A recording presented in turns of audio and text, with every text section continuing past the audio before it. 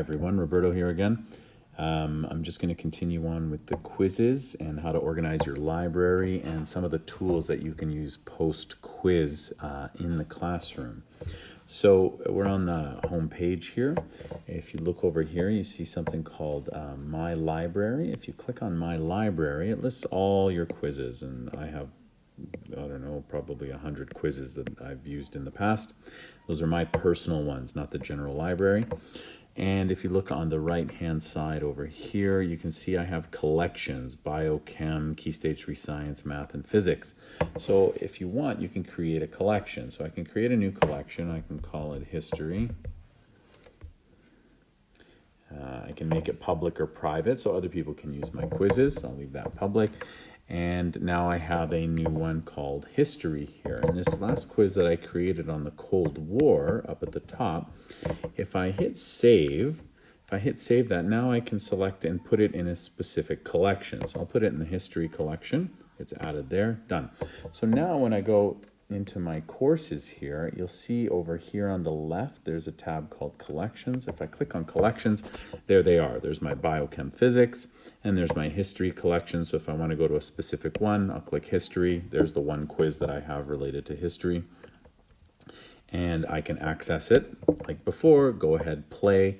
I can also assign it as homework to the kids. We'll go into that another time and do a practice.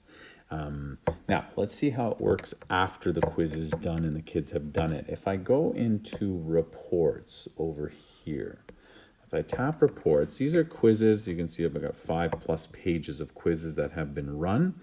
I can look at a particular quiz. I'm going to look at this one, reflection, refraction, and wavelength.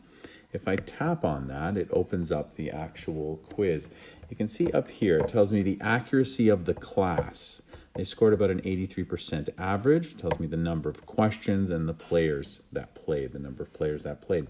And I can scroll down and I can look at each individual child and I can see how well they performed. So over here, Cacao and Sunchoke only scored 75% and 68% accordingly. I have the option to email the parent the results of the quiz and go over the questions with the child. If you scroll here to questions, it shows you each individual question, and I can see which answers were selected and at what percentage.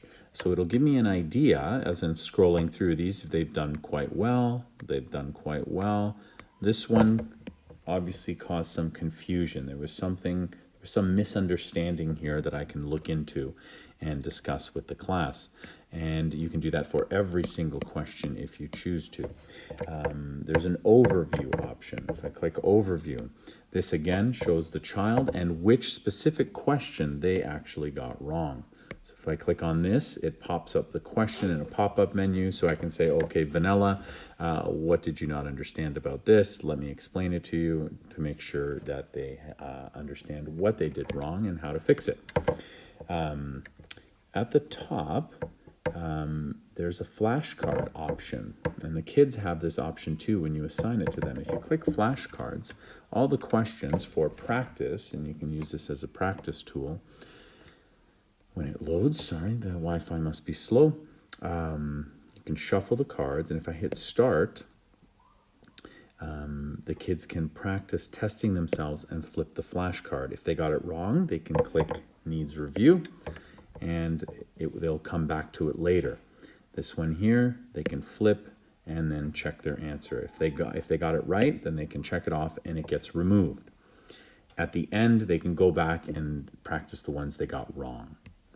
So let's leave that, we'll exit that. And finally, what it looks like at the end of a game, if you click on live dashboard here, this will show you what it looks like at the very end of the game. It'll outline first, second, and third place. And just give it a second, it does a little animation here.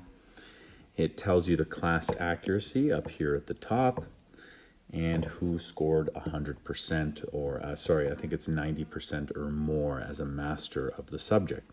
But this is the really good part. We have the accuracy over here, but here it's the toughest question. So if we click on this here, it shows the most difficult question, the one that was scored with the least amount of accuracy, and I can see why that is. And then you can scroll through other questions, and you can see this one was answered at 63% accuracy, and those were the two toughest questions. You can hide that. The longest question was the one that took the longest amount of time to answer because it had the most reading for this particular case, and just random interesting facts about each individual question, how long they took, how many people got them correct or incorrect. Okay, and let's go back to the home screen and to my collections. There was the option to import Google Classrooms, which we're not using now. There is a function to share quizzes on Canvas, but it doesn't seem to be working. I'm looking into that to find out why. But you can create your own class where then you will assign students with their email. You can add parent or guardian, and you can even have parent summary report for all the quizzes that are done if you want to go in depth that way. I'm going to try and find a way to import class lists to make it easier for everyone. Thank you.